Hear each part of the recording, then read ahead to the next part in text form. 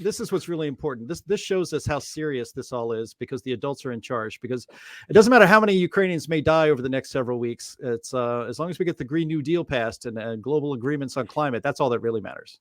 I'm very concerned about Ukraine because of the people of Ukraine and because of the principles that are at risk in terms of international law and trying to change boundaries of international law by force.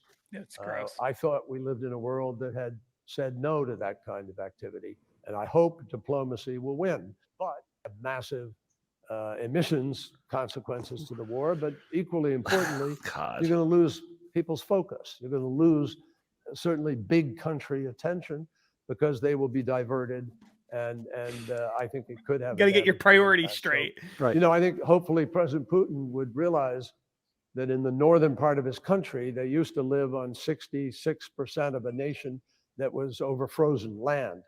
Now it's thawing. He doesn't care. He doesn't people care. Of Russia are at risk. And so I hope President Putin will help us to stay on track with respect to what we need to do for the climate. So there you have it. You know what Putin should do?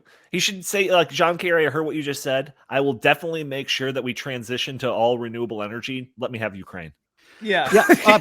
Well, yeah. He should say that's the reason he invaded Ukraine. We got to sacrifice Ukraine to save the world from climate change. Yeah, exactly. Well, I mean, you don't get more global elite than John Kerry, right? No. And so this actually is a very disgusting window into their mindset. He doesn't give. All right, we've already had the F-bomb.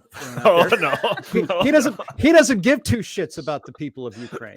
That was kind of like he just passed that off. I hope diplomacy wins, but what really matters, and it's really in the best interest of Vladimir Putin to get on with the Green the Green New Deal program, to get on with the global green initiatives, because it's the tundra is melting in Siberia, and that's in his interest to make sure that doesn't happen.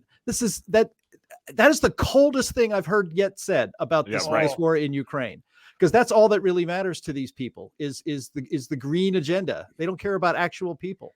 Yeah, but this is the same guy who not that long ago, I think was it in Glasgow, Donnie? You remember this, right? In Glasgow, when they asked him about the Uyghurs, the Uyghur slave camps.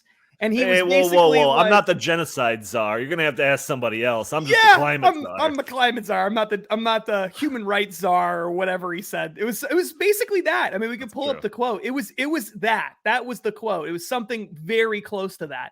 So I mean, am I shocked that he's now looking at this and he's saying, oh my God, this is a disaster. Why? Because it's going to draw attention away from climate change. That's where your concern is. Well, if the reporter had any brains at all and asked a question like, how can you say something like that at a time when a country is being invaded by another country? I'm sure he would say, whoa. I'm not the invading country czar. I'm the climate czar. So I'm focused on that always, all the time. I got to be focused on that. And if Vladimir Putin only could realize that the snows in northern Russia are melting, maybe he would stop and change his mind. Maybe I have news for you. Maybe his heart would grow 3 sizes that day. I have news for you. Does anyone know, what do we know about northern Russia? It sounds horrible. If there was melting snow, gulags, right? If there was melting snow in northern Russia, wouldn't that make it a better place? I don't know. I don't think that talking about Siberia having less snow is going to be a very persuasive argument to the Russian people about why they should be really concerned about climate change and not invade another nation. Also, part of the reason he's invading this nation is so that he can pump more fossil fuels into Europe. So the idea that he's concerned about climate change, and if only we could just get the right climate change argument to Putin, then he'll see the error of his ways. No, he won't, because it's the next KGB authoritarian thug that doesn't care about snowfall levels in Siberia. He cares about taking over nations and expanding the whole concept of this great Russian empire that he was really sad fell apart when he was in the KGB. I mean, that's what this is all about. John Kerry is a moron. He is a moron. And the fact that this guy was almost president of the United States is unbelievable that he was ever chosen, because not only is he a moron, he's aggressively boring. aggressively boring. Right. And yet somehow this guy almost became president. What is wrong with this world that we live in? It is, seriously, it's shocking how horrible things are. It really is. Is it possible that Neville Chamberlain has been reincarnated as John Kerry? I think that is Neville Chamberlain. Actually, is that possible? I think it is him. He's 130 years old, and he changed his name to John Kerry. Sorry. All right, we're already long here. I will say that if you want to make sure that you catch every episode of this, if you're an audio listener, nothing has changed over the last couple of weeks. But for those video listeners, you might have to start finding us in a different spot because our content is under attack by YouTube.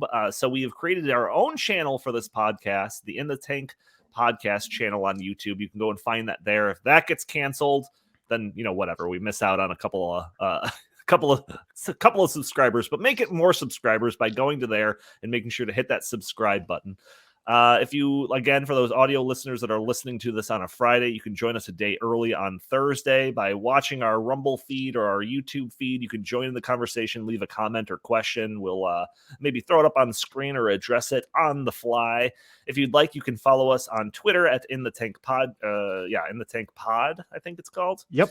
But Twitter's terrible, so don't go on there. And if you have any comments, suggestions, or questions for the show, feel free to email us at inthetankpodcast@gmail.com. Jim Lakely, where can the fine people find you? You can find me at J Lakely on Twitter, at Heartland Inst on Twitter, and always visit heartland.org. Fantastic. And Justin Haskins, same question. At Justin T. Haskins on Facebook, socials, Twitter, Getter, Parler, and all the other obscure social media websites that most people don't know anything about. That's right. And that's where I live. That's true. In obscurity.